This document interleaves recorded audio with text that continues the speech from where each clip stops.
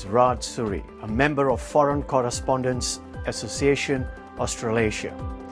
Welcome to the FCA Members Talk, a video podcast where we will be talking to our FCA members on their own journeys in the ever-changing media landscape and on a range of topical issues on Australian and global stories that are making news and reviews in the foreign media, all from an Australian Foreign Correspondents member perspective. Earlier this month, I spoke with our FCA member, Sonja Blaschke, who is based in Tokyo, a multilingual correspondent, print journalist, author, and TV production coordinator and producer, originally from Germany, based in Japan. Sonja is fluent in multiple foreign languages, including English, Japanese, Spanish, and French, and also Latin, and has basic knowledge of Italian, Chinese, and even Russian. Sonja moved to Tokyo in 2005.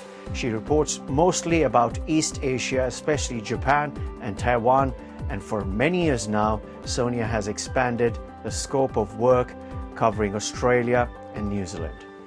Today, Sonja gives us some insights on the Japanese Indo-Pacific and the European perspective, if you like.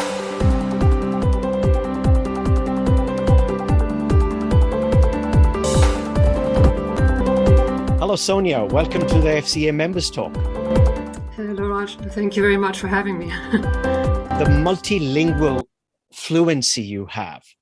It is one thing to speak a language to get by, not only speak, but you can read and write and report on this, report on different languages, which is remarkable. Did you always have a knack of learning new languages and cultures? How did this come about? I had a very specific experience as a child at school. I was part of a youth orchestra and we traveled to France. At the time, I couldn't speak French at all, except for maybe bonjour, and that was it, and merci. And I was very frustrated that I couldn't communicate with my host family properly. Like I felt that I couldn't be polite. I couldn't ask for things. I couldn't say thank you properly and all these things. And that became kind of the starting point for me, and the wish came up to not be in this situation ever again. So I would try to get at least some basic knowledge to get by in a country. How many parallels you can see there. And especially here in Japan, it very much opens doors, especially in the country where people are very much not used to seeing foreigners. I've just come back from a very, very remote area in Japan with not even proper phone reception. And the face that people make when they see this foreigner there speaking Japanese is priceless. Yeah, I was going to ask you about that because you've been in Tokyo for nearly 16, 17 years, or in Japan. You have traveled widely in Japan and you've explored the regional Japan, including the small towns. Now, does that give a better perspective and the understanding of a country culturally compared to, say, other foreign correspondents based in Japan who don't know the language? And does this also help that the Japanese people trust in you for a non-native to report in Japanese? How do you find that? Yeah, I think it makes a huge difference. Obviously, when you speak the language, doors open that would otherwise be closed. Generally, Japanese are, like I said, not very used to interacting with foreigners. So there's always, or very often, this need to kind of take away some nervousness on their part. Yeah, I've often had people tell me, "You're the first foreigner that I ever communicated with." I mean, that's from a European perspective hard to imagine. Yeah, yes, there's obviously a difference between people who come here and don't speak the language. Often they are being sent from big media companies, but then again, they have the budget to employ people here, to employ translators and so on. But I've been a freelancer all this time, so But it also makes a big difference for me to be able to assess situations myself and not be reliant on other people. In the beginning, it was very tempting to kind of follow the whole, track of people and journalists who tend to walk into the same direction. Also, many of them are men. So there's a certain tendency to cover certain stories. And I've tried, and I am trying more and more to kind of go in a different direction and pick up things that haven't been covered yet or not as much, and pick up different perspectives. You are also looking at directing. Is it a film or a documentary? Tell us about that. Yes, yeah, it's my first documentary project as an author and director. It's going to be for a Swiss media company, and it's going to be a half-hour documentary about life in rural Japan. So, Fantastic. yeah. Wonderful to know that. Mhm. Now, let's talk about what is making the news and the reviews, in this new world, changing world we are living in, and this whole dynamics, especially from the East Asia and the Indo-Pacific. Now, China has been a big concern for Japan, a security concern. Is that well-founded? How do the Japanese people see this? It really depends on where the Japanese live, how close they are to China. It also depends on whether there have been, for example, exchange programs between China and Japan, of which there are actually, have been quite a few. Um, uh, it's it's a mixed bag in a sense, because the Japanese have been very, very dependent on Chinese tourists.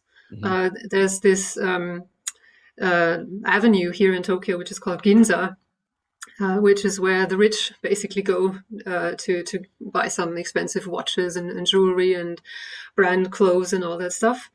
And they've said for many years we couldn't do this without the Chinese customers. And also, the tourism industry is very much dependent on Chinese customers.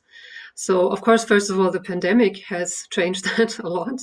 And we'll have to see how the political tensions will change that. In the past, there have been lots of issues with Japanese products being boycotted in China. But still, I found that even when the political tensions were high, a lot of Chinese love to travel to Japan, go shopping there. They trust the Japanese brands a lot more than their own, actually. Mhm. Speaking of counterfeit and so on, I can I can say that on a citizen level, there's a lot of exchange, and one might assume that the relations are bad. And when you look at surveys, they often say, "Ah, we don't trust the Chinese" and all that. Mm. But then again, recently, like we spoke about earlier, there was this. I observed this really endearing scene on the train 2 days ago in this very rural area, where a young Japanese woman was so interested in these two Chinese guys who probably live in Japan, and she was like, they were getting so friendly that they exchanged their Instagram accounts, and she asked them to teach her how to introduce herself in Chinese and all these things, and invited them to come back. So there was none of that, political thing going on. There were no tensions whatsoever. They were just curious about each other, and I think um, if they could find a way to increase these relationships again, then there could be a chance to kind of prevent the security situation from getting worse. On the other hand, I mean, it's one thing what the population thinks, and it's another thing what the government thinks. Yes, it's So always the case, isn't it? That people to people yeah, exchange is the real growth, which is like culturally, if people come to know a little bit about China, Chinese culture, and the Chinese vice versa about the Japanese, then obviously all this fear of the unknown diminishes. Recently, for example, the governor of Okinawa, Denny Tamaki, recently in an interview with an Australian publication, was very clear that they don't want any more troops coming into Okinawa. I think there are some talks going on that some Australian troops would be based there, and they already have so many American troops there. So do you think that will be something which will play out because there's an election coming up in Okinawa, between Tokyo and Okinawa, or is it something which is really internal and which will be a non-issue? I think it could be an issue. The question is how much leverage Okinawa has in this case. They've really been on the receiving end of a lot of how should we call it?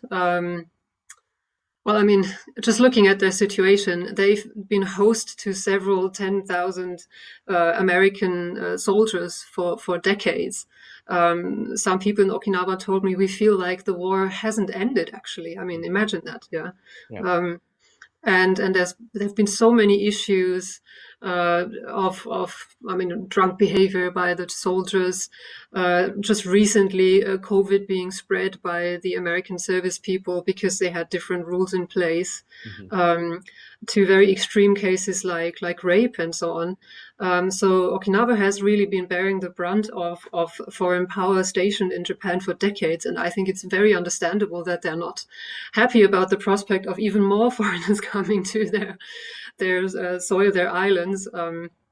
And against that background, I can understand why he'd react that way. I mean, the Okinawa issue has been a very difficult one also for decades for the respective Japanese prime ministers. So it's not like it's a non-issue at all. It could well influence the whole situation. The question will be, I mean, how long will it go on? There's been this issue of the Americans building a base there, Tokyo giving the permission, the Okinawans being against it, and so on.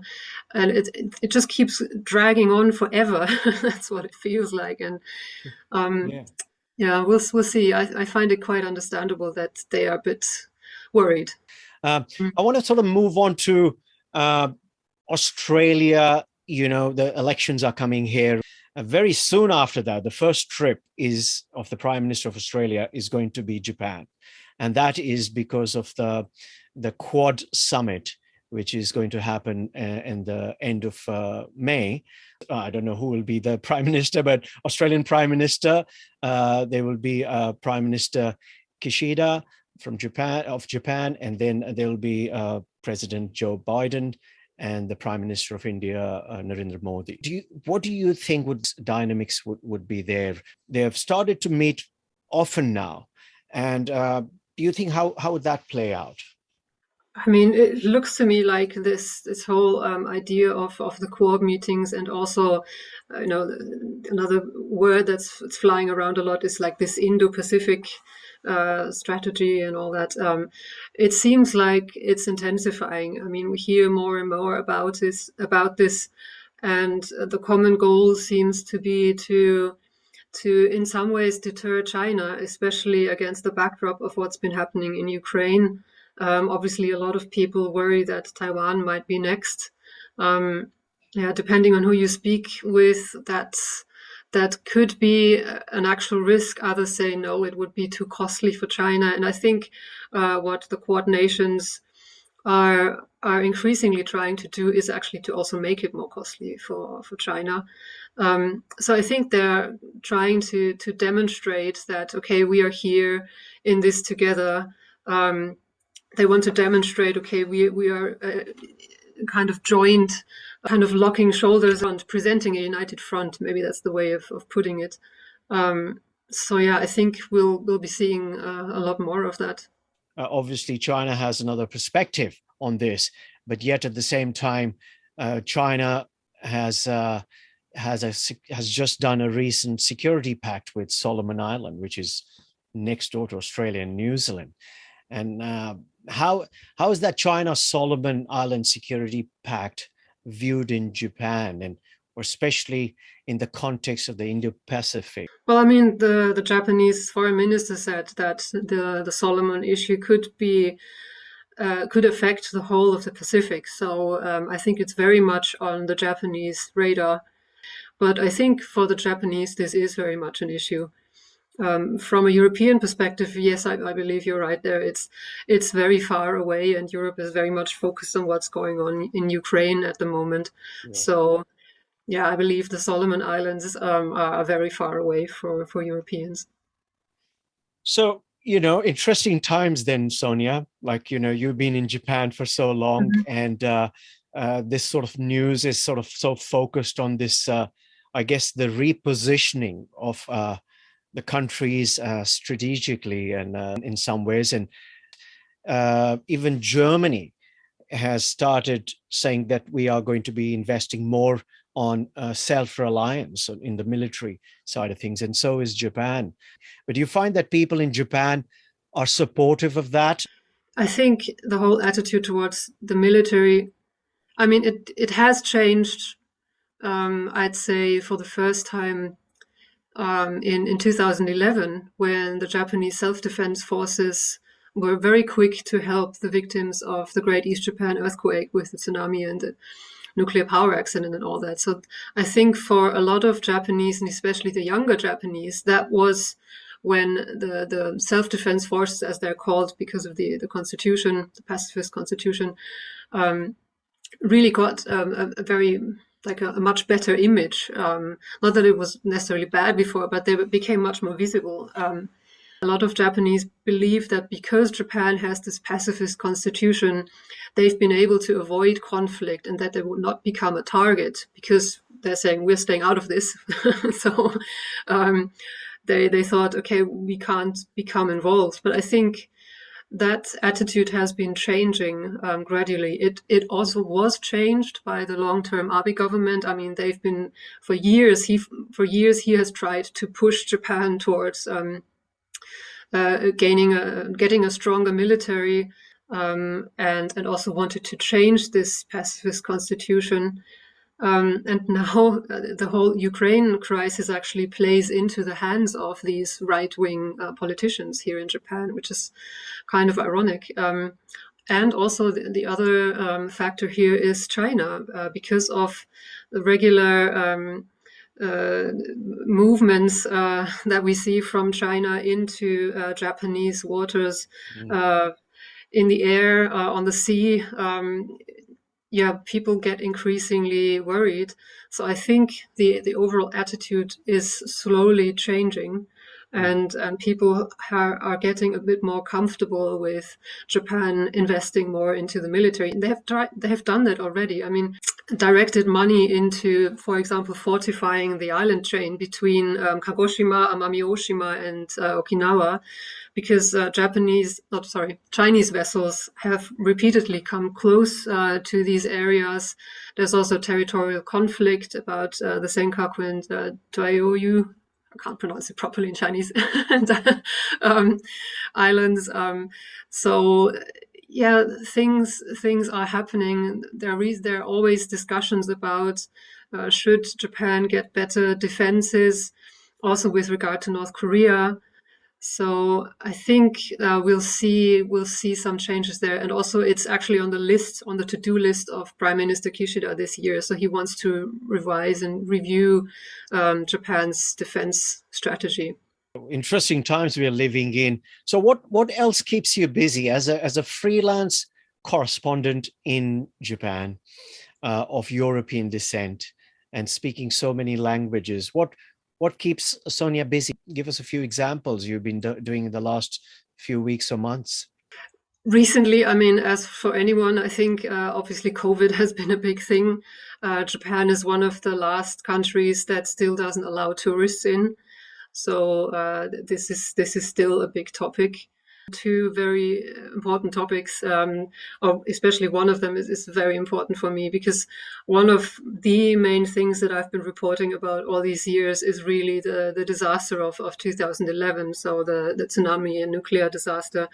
So that is something that has been very much on my mind every year. We've had, unfortunately, some more strong earthquakes since then.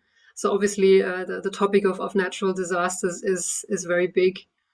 And then last year, obviously, the Olympics took place in Tokyo. So that was another kind of once in a lifetime experience. And I worked as a producer for German national television ZDF there, which was really a fascinating experience. And yeah, to be able to go into the stadiums when, unfortunately, the Japanese public, for the most part, wasn't able to participate was kind of a mixed.